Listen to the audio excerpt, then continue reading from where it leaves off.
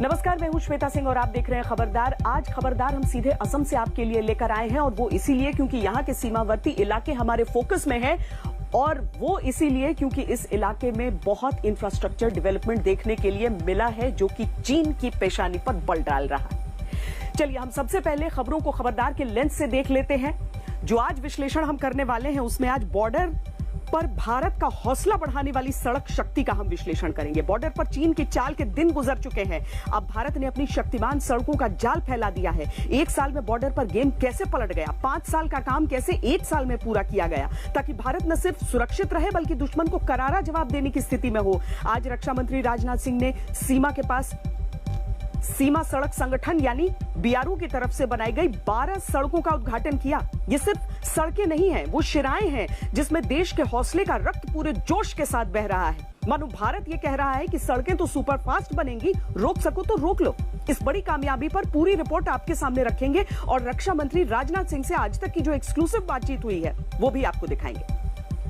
CBSE board की 12वीं की परीक्षाएं रद्द होने के बाद देश के 14 लाख से ज्यादा छात्रों को आज वो फॉर्मूला मिल गया जिसके आधार पर उन्हें नंबर मिलेंगे और उनकी मार्कशीट तैयार होगी। आखिर ये फॉर्मूला क्या है, कोई छात्र घर बैठे किस तरह अपने मार्क्स का अंदाजा लगा सकता है और अब भी छात्रों के मन में ऐसे कौन से सवाल हैं जिनके जवाब मिलने बाकी हैं, इन सारे पहलुओं का विश्लेषण करेंगे। ये देश के लाखों परिवारों से जुड़ी हुई खबर है और शुरू में ही आपको एक्स्ट्रा खबरदार कर देते हैं। WHO और एम्स दिल्ली के सीरो सर्वे में कई महत्वपूर्ण बातें सामने आई हैं। इसमें पता चला है कि बच्चों में पॉजिटिविटी रेट काफी ज्यादा है और तुलना की जाए तो ये वयस्कों के समान है। इससे ये संकेत मिलता है कि आगे तीसरी लहर आने पर बच्चों पर उतना ज्यादा असर नहीं होगा जितने की आशंका थी। ये सीरो सर्वे दिल्ली, बल्लभगढ़, गोरखपुर, भुवनेश्वर और अगरतला में किया गया।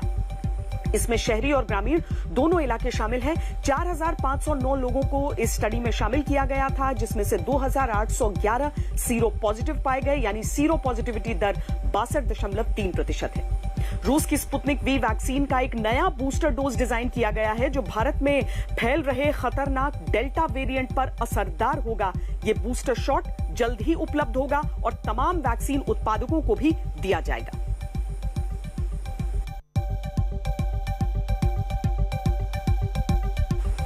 लेकिन सबसे पहले हम बात बीआरओ की करेंगे। क्यों हम ये कह रहे हैं कि जो काम 4-5 साल में होता था वो 1 साल में हो गया? क्यों हम ये कह रहे हैं कि सड़क की इस शक्ति से चीन घबरा रहा है? देखिए ये रिपोर्ट।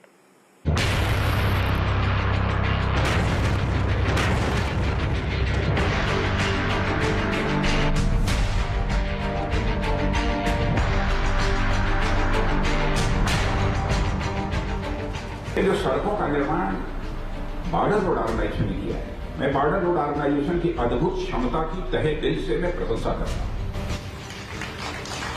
मैं सरफेस ट्रांसपोर्ट मिनिस्टर भी रह चुका हूं और उस समय भी बॉर्डर रोड ऑर्गेनाइजेशन के बारे में जो लोगों का परसेप्शन था उसकी भी जानकारी नहीं है, वो ठीक नहीं था। लेकिन सारे देश भर में बॉर्डर रोड ऑर्गेनाइजेशन के प्रति जिस प्रकार का हाई परसेप्शन बना हुआ है, सचमुच उससे मैं स्वयं को भी रक्षा मंत्री होने के नाते अपने को गौरवान्वित महसूस करता हूं। एक से बढ़कर एक शानदार सड़कें, एक से बढ़कर एक दमदार सड़कें। 1 साल में बॉर्डर की सूरत ही बदल गई। 12 रणनीतिक सड़कें और बन गई हैं। इन 12 बॉर्डर रोड्स में एक जम्मू कश्मीर में है, एक लद्दाख में है और 10 बॉर्डर रोड्स उस अरुणाचल प्रदेश में हैं जहां चीन की हमेशा बुरी नजर रहती है। ये केवल एक सामान्य सड़क का उद्घाटन नहीं है, ये दरअसल भारत की सामरिक शक्ति का ऐलान है। इस सीमावर्ती क्षेत्र में जितनी भी सड़कें आगे की ओर बढ़ती हैं, जैसे जैसे आगे निर्माण होता जाता है, उससे समझिए कि हिंदुस्तान की शक्ति, हमारी ये काबिलियत कि हम उन सारे इलाकों से आगे होते हुए उस सीमा तक हमारी कनेक्टिविटी को बनाए रखें, चाहे जो आम लोग यहाँ पर हैं उनकी जिंदगी बेहतर हो पाए। ये सारी सड़कें जो है ये उसी चीज का ऐलान करती हैं। हम तो शांति के पुजारी हैं, हम तो शांति चाहते हैं। हमने कभी एग्रेशन भारत की तरफ से कहीं भी नहीं होने दिया है दुनिया के किसी देश के साथ, चाहे हमारे पड़ोसी हो चाहे कोई भी हो। एग्रेशन हमने कभी नहीं दिखाया। लेकिन भारत के अंदर वो कुवत है कि कोई एग्रेशन दिखाएगा तो हम उसका मुंहतोड़ जवाब देना भी जानते हैं। यह भारत की हमारी एक ताकत है। यह असम से उस चीन को जवाब है जिसकी अब तक नीयत नहीं बदली, जिसकी फितरत नहीं बदली, लेकिन किसी धोखे में चीन ना रहे, क्योंकि बॉर्डर पर भारत पहले से कहीं ज्यादा तैयार है, कहीं ज्यादा ताकतवर है। LAC पर भारतीय सेना एक साल में कई गुना मजबूत हो चुकी है। वायुसेना के पास राफेल लड़ाकू विमान आ चुके हैं और बॉर्डर रोड ऑर्गेनाइजेशन ने एक साल में सड़कों का जाल बिछा दिया है। आज हम जरा इस बात की समीक्षा करना चाहते हैं कि लाइन ऑफ एक्चुअल कंट्रोल पर या फिर हमारी सरहदों के नजदीक जो इलाके हैं उनकी कनेक्टिविटी कैसी है, क्योंकि वो सीधे तौर पर न सिर्फ देश की सुरक्षा से जुड़ती है बल्कि हमारी आर्थिक व्यवस्था, हमारी सामाजिक ढांचे, हर चीज से जुड़ जाती है। राजनाथ सिंह जी खुद यहाँ पर आए हैं इसके उद्घाटन के लिए और पूर्वोत्तर के लिए बहुत बड़ी चीज हो जाती है। राजनाथ जी, मेजर अचीवमेंट है पूर्वोत्तर के लिए, इसमें कहीं दो मत नहीं। यहाँ पर अगर हम कहीं जाना भी चाहते हैं तो इतने दिन लग जाते हैं, लेकिन इस तरह की सड़कें। वैसे प्रधानमंत्री के रूप में जब से जिम्मेदारी नरेंद्र भाई मोदी ने संभाली है तब से बराबर नॉर्थ ईस्ट के विकास पर उन्होंने विशेष बल दिया है। यहाँ तक कि अपने सारे केंद्रीय मंत्रियों को भी निर्देश दिया है कि 3 महीने में एक बार सभी मंत्रियों को नॉर्थ ईस्ट जाना चाहिए और अपने अपने विभाग से संबंधित कार्यों की समीक्षा करनी चाहिए।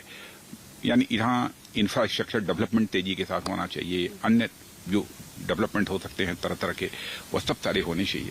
और आपने देखा होगा पहले से और अब में नॉर्थ ईस्ट में बहुत बड़ा परिवर्तन आया है, मेजर चेंज है। एक बहुत बड़ी वजह जो दी जाती थी नहीं करने के लिए इस तरह की चीजें, वो ये कि कहीं पड़ोसी बुरा मान जाएगा। तो ये कौन सा बीच का रास्ता आपने निकाला है जिसमें किसी को इस बात पर आपत्ति नहीं होती है कि भारत की जमीन है, भाई ये निर्माण करें तो हमारा। नहीं, भारत अपनी जमीन पर जो भी निर्माण करना चाहेगा करेगा। पड़ोसियों का जहां तक प्रश्न है, हम हर पड़ोसी के साथ अपने अच्छे रिश्ते बनाकर रखना चाहते हैं।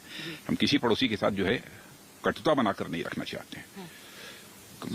मैं बार बार ये कहता हूं ना कि भारत तो दुनिया का अकेला देश है जिसने कि वसुधैव कुटुंबकम यानी the whole world is a family, ये हम मैसेज देने वाला ही है देश है।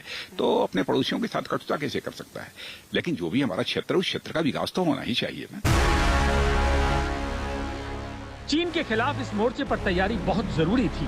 बॉर्डर पर इंफ्रास्ट्रक्चर वाली ताकत हमने बढ़ाई है क्योंकि पहले यही हमारी कमजोरी थी और सड़कें बनाने को लेकर ही चीन चिढ़ता है।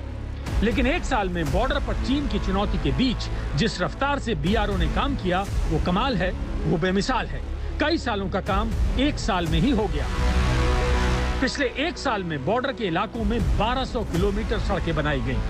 इनमें 85% प्रोजेक्ट जम्मू कश्मीर, लद्दाख और अरुणाचल प्रदेश में पूरे किए गए। BRO ने करीब 8,739 करोड़ रुपए के प्रोजेक्ट 2020-21 में कंप्लीट कर दिए। इसी वजह से इस साल का बजट बढ़ाकर 11,000 करोड़ रुपए कर दिया गया। बॉर्डर के इलाकों में इंफ्रास्ट्रक्चर ही किसी देश की सबसे बड़ी ताकत होता है, लेकिन इसे तेजी से तैयार करना आसान नहीं होता क्योंकि चुनौतियां बहुत होती हैं। फिर भी भारत ने पिछले एक साल में खुद को तैयार किया, सभी फॉरवर्ड जगहों तक आवाजाही ठीक कर ली, कठिन से कठिन इंफ्रास्ट्रक्चर प्रोजेक्ट्स पूरे कर लिए।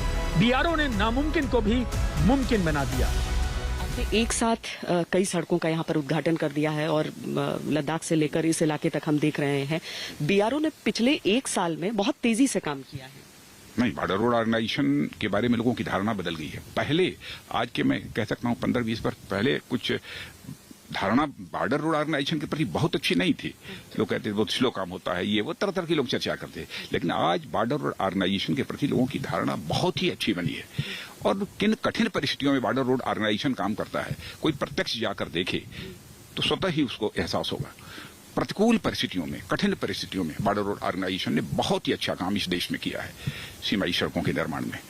इसके पीछे सबसे बड़ी वजह यह है कि अब एक मंत्रालय के अधीन आ गया है या फिर बहुत सारी और नीतियां भी? नहीं, वैसे भी बॉर्डर ऑर्गेनाइजेशन तो रक्षा मंत्रालय के ही अंतर्गत है। पहले कभी हुआ रहता था कि उसमें सरफेस ट्रांसपोर्ट मिनिस्ट्री उस समय कही जाती थी, भूतल परिवहन मंत्री मंत्रालय, उसके अंतर्गत भी था। लेकिन अब एक बार ये सिलसिला शुरू हुआ है तो ये कायम रहेगा? नहीं, आगे भी कायम रहेगा और लगातार जो हमारे जो सीमाई क्षेत्र हैं उसमें हम विकास कार्य करेंगे। अटल टनल पिछले साल अक्टूबर में ही खुल चुकी है, जिससे पूरे साल मनाली और लाहौल स्पीति घाटी कनेक्ट रहती है। नहीं तो पहले 6 महीने बर्फबारी में इलाके आपस में कट जाते थे। अटल टनल के बाद अब जो बड़े प्रोजेक्ट्स हैं उनमें जोजिला पास में बनने वाली 14 किलोमीटर लंबी सुरंग, जिससे श्रीनगर और लेह पूरे साल जुड़ा रहेगा। इसके अलावा मनाली से लेह के बीच शिनकुन ला पास के नीचे 4.25 किलोमीटर लंबी सुरंग, जिसका काम 2024 तक पूरा करने को कहा गया है।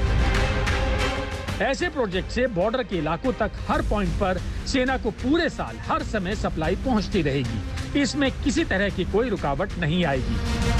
आज तक ब्यूरो। बीआरओ की बनाई जिन